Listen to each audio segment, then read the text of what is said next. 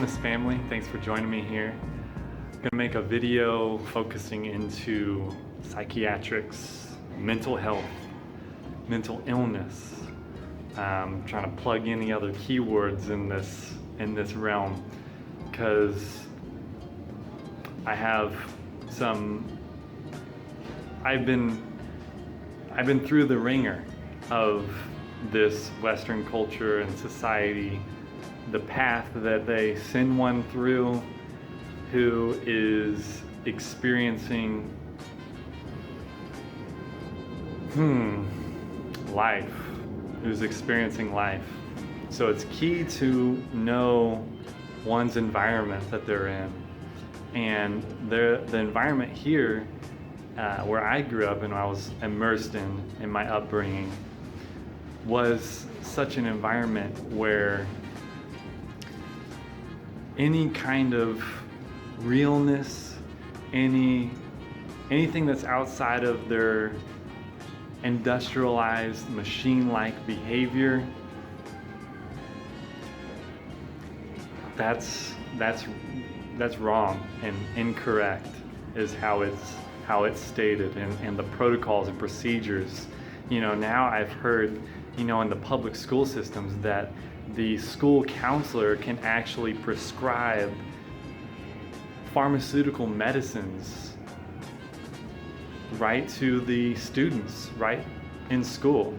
If they come and subject themselves and consent themselves. So the school systems, they have it in place that these school counselors can administer pharmaceutical medicines to the students who they may not be able to sit down and sit in a chair, which is completely unnatural for our being to do that, to be sitting for such a long periods of time, to be locked basically in our minds and not be able to be in our body expressing embodied.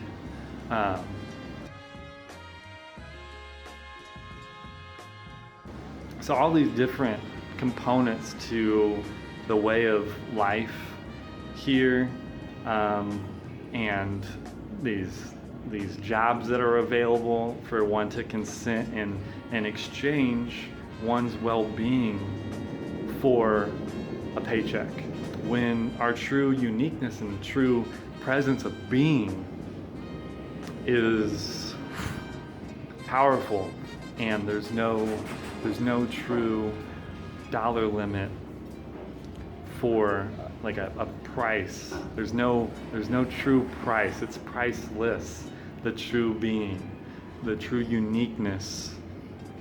And if you don't have time in that uniqueness, expressing that, one gets extremely disorientated and is looking, hey, like, how do we do this? And looking into the environment that, let's be honest, let's be generous and say 90%. 90% of our environment and those in our environment are living way out of accordance with their true being. They're, instead of being, they're acting. A human acting, not necessarily a human being. They're just fulfilling programming that they've been told and following orders. And for the most part, not even really sitting with and reflecting and internalizing, are these orders that I'm following, that I'm directed to just perform, are they even moral or ethical? A lot of people, I realize, don't want to even think about the depths of what they're really engaged in. But whenever it comes to the spirituality of it, oh my gosh, the karma that they're intertwining and bonding their being and the soul to, what is going on, right? A lot of people want to stay on the surface level, and it's like, hey, don't even bring that depth. I don't even want to think. So I let the scientists and the philosophers and whatever else, the medical doctors, the so-called doctors, they do the thinking. They know what's going on. And quite frankly, it's absolutely obvious that they don't. And this is also why, you got a medical practice, chiropractic practice, a lawyer practice, practicing law, practicing chiropractic work. I'm practicing carpentry or whatever. It's a practice. So, and if we've really mastered beyond where we need to be practicing, would we even really be here in these conditions? So I can't help but just unfold the depths. I don't want to make a half-assed video on this topic because this is a really deep concern and trauma for my own being. So let me just dive right in, because I often tiptoe around sharing the true, authentic story of my own personal experience with this scenario, vulnerability here. There's a lot of perceptions and really brainwashing and all this stuff that is there for me, where I don't like to really share the reality of what I've experienced, for the simple fact that if I don't give the framework and foundation for what is really there for me in my experience, personal experience with mental health, psychiatrics, psychiatrists, and the whole psychiatric field, I feel I need to massage the psyche a bit so that the information that I share, that the space is cultivated for it, truly. Because diving in here, at the end of December 2014, I was put through a series of events I wouldn't necessarily put. So, I'm the creator and cause of my experiences here.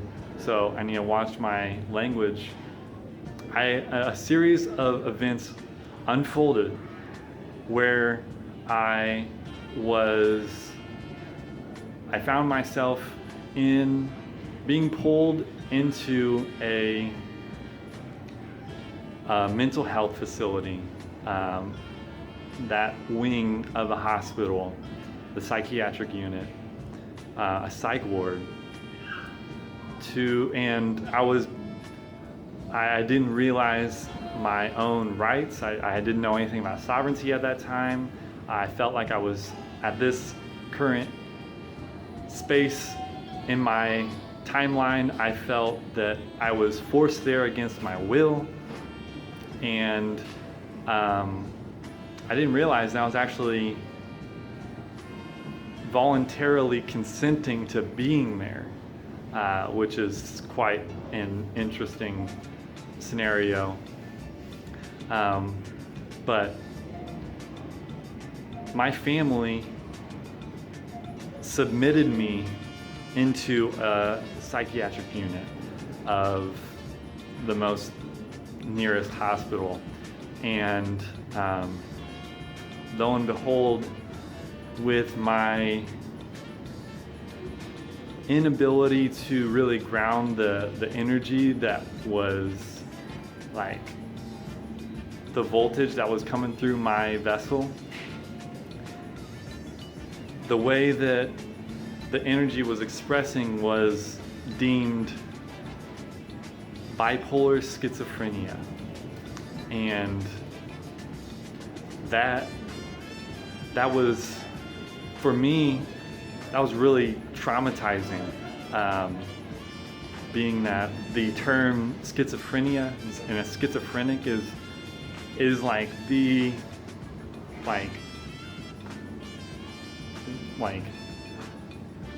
worst condition of mental illness, linked, like associated with like being violent and hearing voices and like all this different stuff.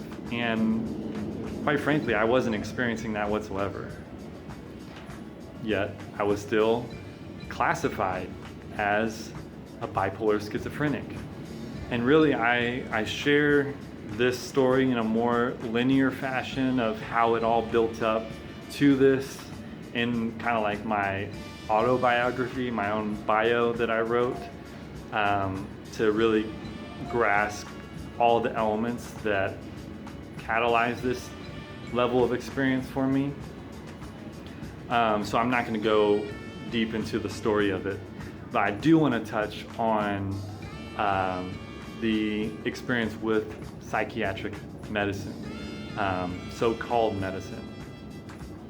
Because, man, this word medicine in this Western culture and the Western model of medical terminology is just so utterly incorrect. Pharmaceuticals is not medicine. If we really look into the origins of medicine, it is not man-crafted drugs.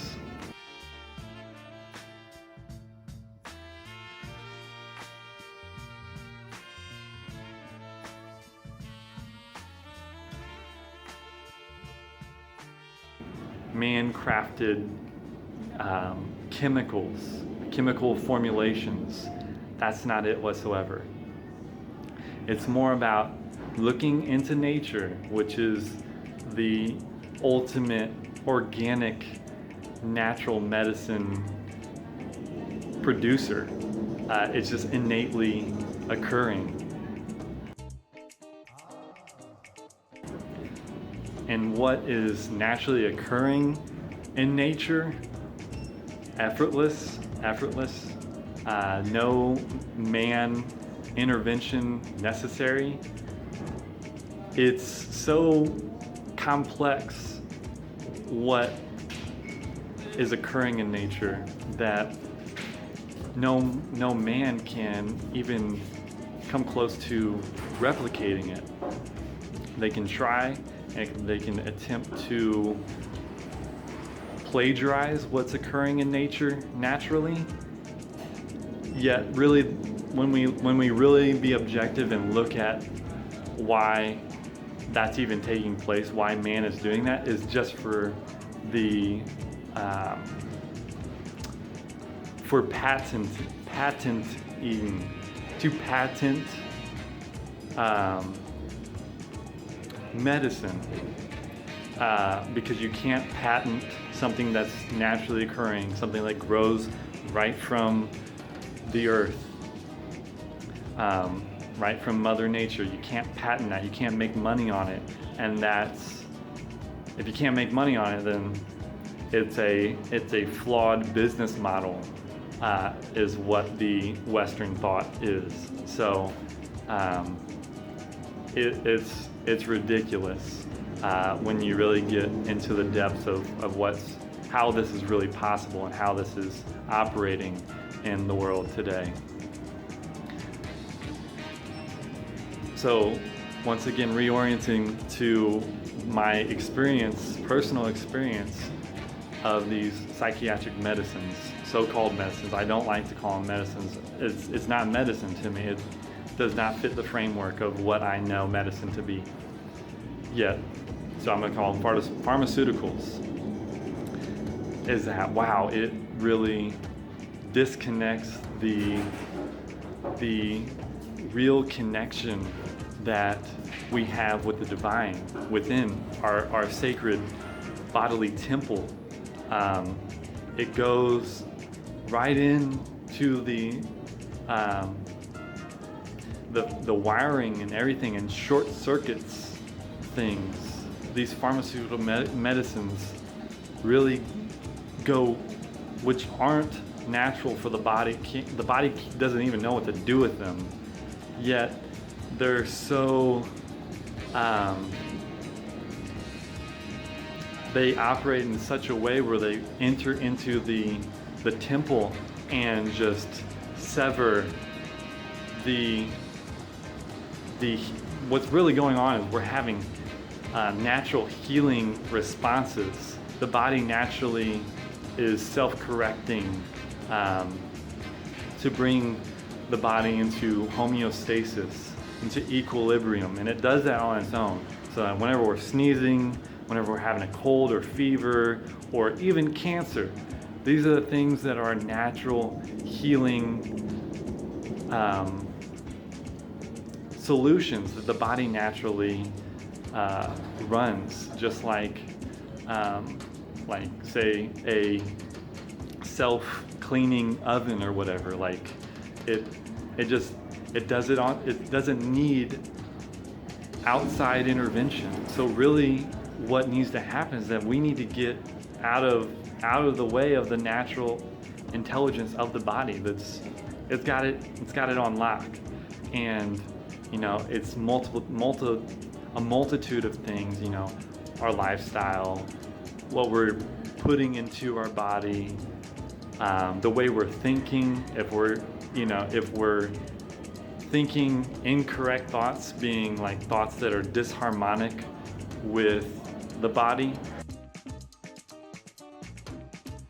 it'll obviously cause an experience of pain and suffering. It doesn't mesh with the body. It doesn't power the body. Disharmonic thoughts, like thoughts that doesn't empower your being, it weakens your being, and that's what we term dis-ease. It doesn't cause an experience of ease and effortless being and living. It's quite the contrary. So basically, with that being said, I'm gonna have to cut up this video and edit it to get this out there. And please assist me with my message here. And if you have questions regarding this topic, I'm gonna ask you to do me a favor, that if this topic and subject resonates with you, if you have experience with this, please share your experience with me. If you have any questions, look into my own private practice. I'm offering solutions. Assist me with furthering this message. If this message of psychiatrics, mental health, mental wellness, anything of this nature, or anything else you see me commenting on part of my conversation, please assist me with sharing your experience so that I can really see and get a better grasp of what in the world is going on out here, so we can bring solutions together. And any questions that you might have that you see and feel that I might be able to further a greater understanding and awareness of what's going on, or how to remedy something in a natural way, please further this conversation with me. It would do wonders for not only myself, but all those that I intend to truly hold the real space for. So with that being said, wholeness, thank you for tuning into this video, and I look forward to connecting further.